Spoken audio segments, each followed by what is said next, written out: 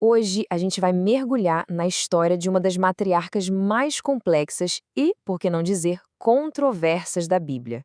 Uma mulher que foi escolhida por Deus, mas cuja fé a levou a um ato de engano que acabou partindo da sua própria família.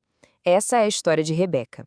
E sabe, para a gente entender bem a Rebeca, o primeiro passo é olhar para o nome dela. Rebeca, que olha só que irônico, pode significar aquela que une. Uma ironia bem profunda para uma mulher cuja vida acabaria sendo marcada pela divisão. Então, a nossa história não começa exatamente com ela, sabia? Começa com uma missão. Abraão, já idoso, queria uma esposa para o seu filho Isaque, e ele envia seu servo mais confiável para encontrar essa noiva lá na sua terra natal, entre o seu povo. Esse servo, Eliezer, ele não era de deixar as coisas ao acaso, não. Chegando lá no posto da cidade, ele bola um teste bem específico. Ele faz uma oração pedindo a Deus um sinal, sabe?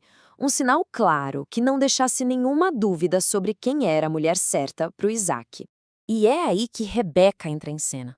Ela não só oferece água ao servo, cumprindo exatamente o sinal que ele pediu, mas ela vai além. Ela faz algo extraordinário que revela na hora o tipo de pessoa que ela era. Agora, para a gente ter uma ideia do tamanho do gesto dela, pensa só. Um único camelo com sede pode beber uns 100 litros de água. Dar de beber a 10 camelos não foi só um favorzinho, gente. Foi um trabalho imenso, um ato gigantesco de hospitalidade. E é nesse ato, nesse esforço todo, que a Rebeca já mostra todas as virtudes que faziam dela a escolha divina.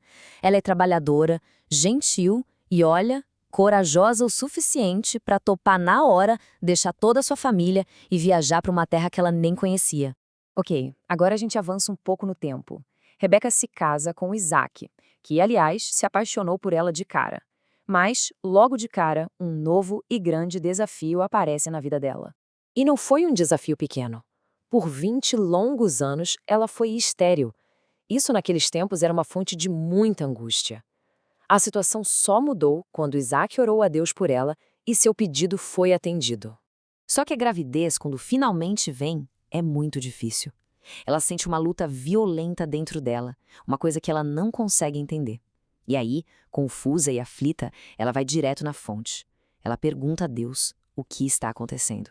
E a resposta que vem de Deus é uau! É uma profecia que muda completamente o rumo de tudo. Ele revela que ela não carrega só gêmeos, mas duas nações rivais. E mais, a ordem natural das coisas, onde o mais velho sempre tem a primazia, seria invertida.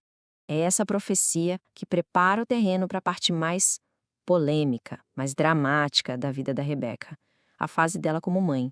Os filhos nascem Esaú e Jacó, e eles não poderiam ser mais diferentes um do outro. E é aí que uma dinâmica muito perigosa se instala na família: o favoritismo.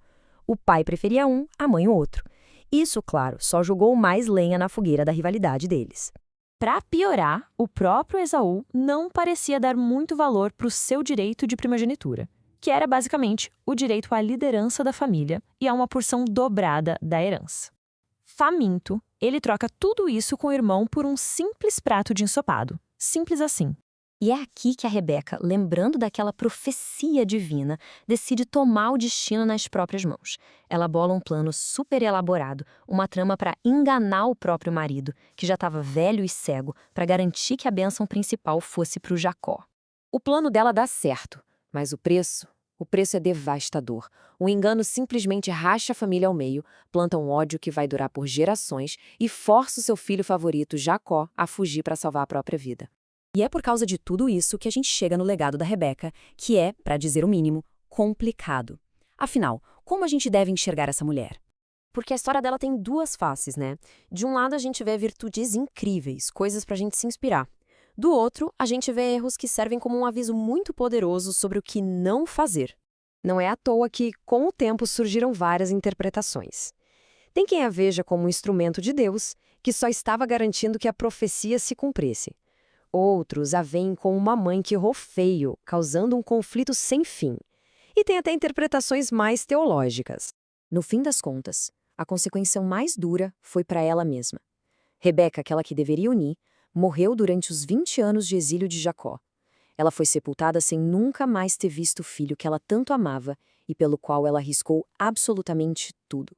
E isso nos deixa com a grande questão, né? Rebeca foi uma heroína da fé, garantindo que a vontade de Deus fosse cumprida mesmo que por meios tortos?